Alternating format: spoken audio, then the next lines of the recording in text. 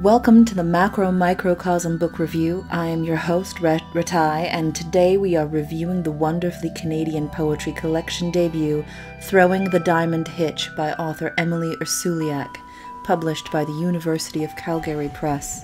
I received this paperback as part of a PR sampling from the University of Calgary Press, in conjunction with the Book of Sensations by Sherry D. Wilson. No worries, Miss Wilson's work is next on my list. My review of Throwing the Diamond Hitch comes with a healthy disclaimer. As a consummate metropolitan princess, I know nothing about cowboys, ponies, or rural life on the range. I rode horses during summer camp, but never saddled one. Thus, it was harder for me to immediately connect with the girls' predicaments and frustrations over finding someone to teach them the diamond hitch, which predominates a significant part of the work. I love stories about the adventures of women who go against the grain. Throwing the Diamond Hitch is a poetry collection come memoir. Two young women in 1951 traveling from Victoria, British Columbia to Red Deer, Alberta, and back, first by car, then horseback. Anne and Phyllis are gutsy young cowgirls as gritty as a dirt road. Ursuliak's use of white space and line spacing creates a sense of journeying on the page.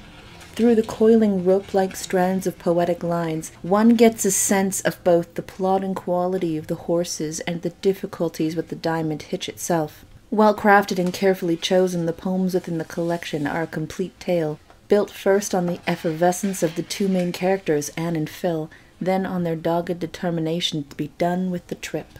I knew there was a deeper story in the blank white pages surrounding the black letters.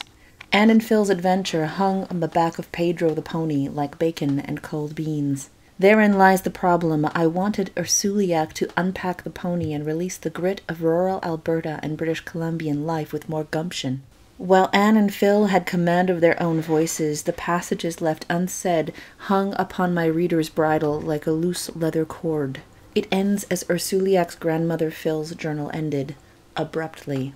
Yet the fact I wanted more is a point to be celebrated.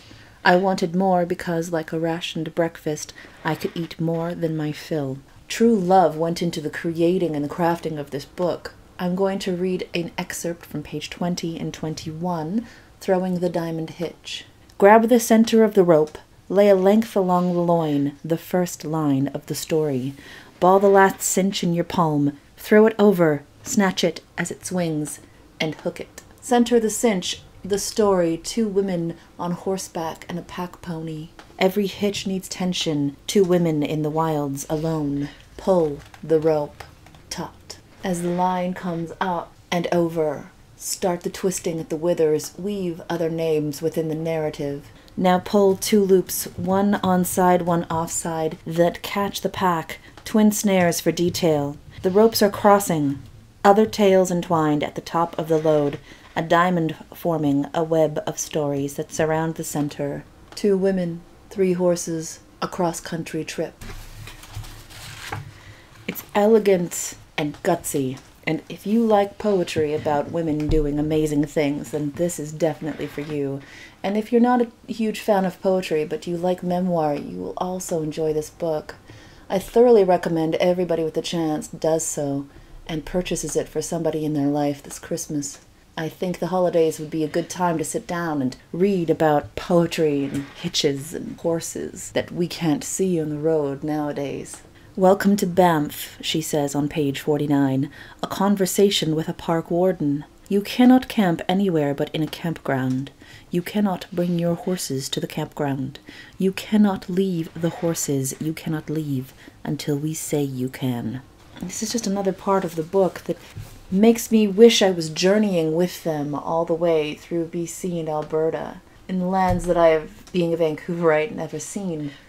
I thoroughly recommend Emily Ursuliak's Throwing the Diamond Hitch. You can do a lot worse this holiday season than getting a book with such a strong female presence. A book of ultimate Canadiana, pure West Coast, and at the same time as cowboyish as the prairies. I love it, and I think everybody could do with taking a copy of their own and learning how to throw that damned hitch. Thank you so much today. This has been a book review of Throwing the Diamond Hitch by Emily Ursuliak, published by University of Calgary Press. Please subscribe and click the little bell icon and like this video to see more poetry and novel reviews. If you have a book you would like reviewed, the contact info is down in the description box. This is Rhett, signing off.